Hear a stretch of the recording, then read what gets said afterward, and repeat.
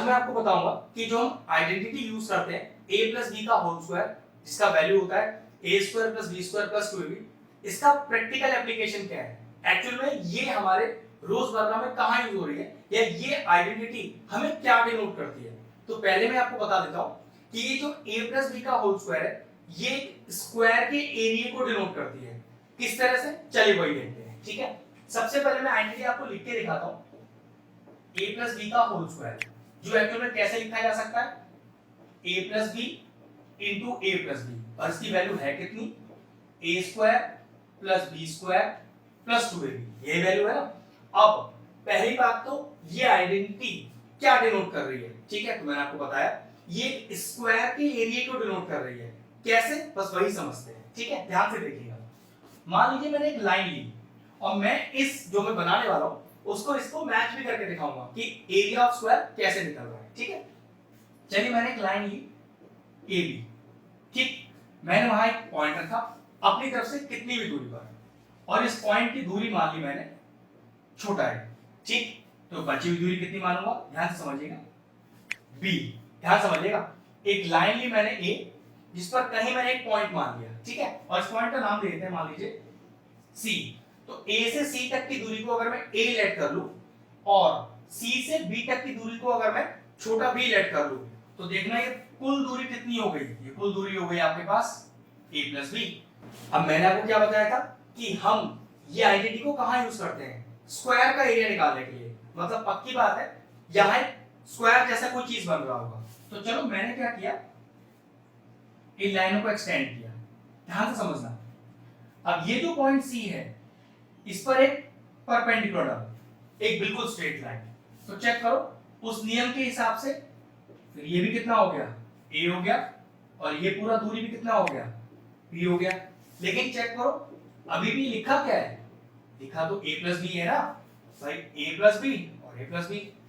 अब एक चीज चेक करो, स्क्वायर ही तो है, तो जो हमने यहां पर बाइसेक्शन किया है सेम बाइसेक्शन इधर भी होगा। तो अगर ये दूरी a है तो यहां कहीं पॉइंट ले लो और इसको मान लो मैंने a b c d कर लिया, तो इसको मान लो e मान लेता हूं, फिर ये दूरी कितनी हो गई, a हो गई, तो फिर बची हुई दूरी कितनी हो गई, बाकी बात है b हो गई। सेम इस तरह से एक परपेंडिकुलर यहां पे डाल लो। ठीक है, परपेंडिकुलर अगर बात करूं तो वो BC पर है, या फिर मैं बोलूं कि ये लाइन इसके पैरेलल है, एक ही बात है। ठीक है, नाम डालो F। अब जरा ध्यान से देखना, ये A है तो ये भी A हो गया, ये भी A हो गया, चेक करो ये भी A हो गया, फिर ये भी A हो गया। पहले सारी वैल्यूज निकाल लो, क्योंकि सारी वैल्यूज आ गई तो आपको खुद पता चल जाएगा आंसर कैसे आएगा। ठीक है, ये आ गया, ये आ गया, ये आ गया, ये आ गया, ये दोनों आ गए, ये भी आ गया, FC रह गया। तो ध्यान से देखो FC किसके बराबर है, FC बराबर है B के। चलो अब जरा ध्यान से देखना, अब मैंने सारे नाम भी दे दिए, F के साथ ये G भी मान लेते हैं। ठीक है, इधर माना मैंने H, सारे पॉइंट्स नाम दे दिए।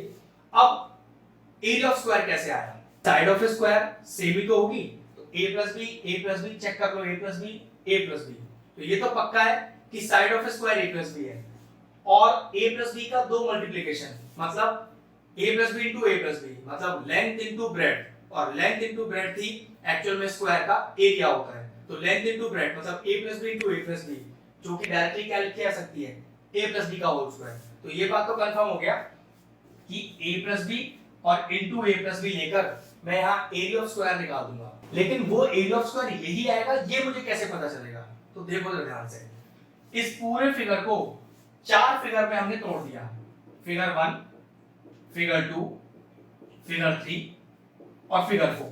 ठीक है, चलो पहले फिगर की बात करते हैं, ध्यान से देखना। ये जो पूरा स्क्वायर है ये चार फिगर में टूट गया, और चारों फिगर का कंबाइंड एरिया हमें एक्चुअल में ये दे देगा, जो कि एक्चुअल में स्क्वायर का ही एरिया होगा। तो चलो देख लेते हैं, पहले फिगर 1 की बात करें तो फिगर 1 ए और ए, चारों साइड a हैं, मतलब स्क्वायर ही है फिगर 1, और स्क्वायर का एरिया साइड का स्क्वायर, साइड कितनी a, एरिया कितना आ गया फिगर 1 का, a स्क्वायर। एरिया निकालोगे ना तो पीछे क्या लिखना चाहिए हमें, स्क्वायर यूनिट्स। ये छोटे से बेसिक्स है मैथमेटिक्स के। चलिए अब बात करते हैं फिगर 2 की। और निकालते हैं उसका एरिया। चेक करो, लेंथ कितना है a और ब्रेड्थ कितना है b, तो ये तो एक रेक्टेंगल हो गया, लेंथ और ब्रेड्थ। लेकिन एरिया क्या होगा रेक्टेंगल का, लेंथ इनटू ब्रेड्थ। तो चलो लेंथ इनटू ब्रेड्थ, तो फिर उस हिसाब से यहां पर क्या हो गया एरिया AB, और आप एरिया निकाल रहे हो तो पीछे स्क्वायर यूनिट्स लगाना जरूरी है। चलिए थर्ड फिगर की बात करते हैं। थर्ड फिगर देखो क्या चीज है, ये है A, ये कितना है B, A और B मतलब ये फिर रेक्टेंगल हो गया, लेकिन निकाल तो हम चारों फिगर का एरिया रहे ना, तो रेक्टेंगल का एरिया लेंथ इनटू ब्रेड्थ, तो A इनटू B। यहां पर भी एरिया कितना हो गया A इनटू B, निकाल तो एरिया ही रहे तो स्क्वायर यूनिट्स। चलिए अब फिगर 4, चलिए अब नंबर है चौथे फिगर के एरिया का। तो चौथा फिगर देखना क्या है अपने पास, B B B और B, ये एक स्क्वायर है, तो स्क्वायर का एरिया साइड स्क्वायर मतलब B का स्क्वायर। तो फोर्थ फिगर का एरिया कितना आ गया, ये आ गया आपके पास B स्क्वायर, और एरिया निकाल रहे हो तो स्क्वायर यूनिट्स, और इन चारों फिगर के कंबाइंड एरिया को एरिया ऑफ स्क्वायर बोलेंगे, और जो यही आना चाहिए ये भी कंफर्म है। तो चलो कंबाइन कर लो, तो ये पूरा का पूरा a प्लस बी के होल स्क्वायर का फॉर्मूला ही आना चाहिए, क्योंकि पूरा फिगर ही अगर चारों जोड़ दें तो एक्चुअल में एरिया ऑफ स्क्वायर हो जाएगा, जो कि a plus b into a plus b का होल स्क्वायर है, और ये आपका ऐड करके आना चाहिए।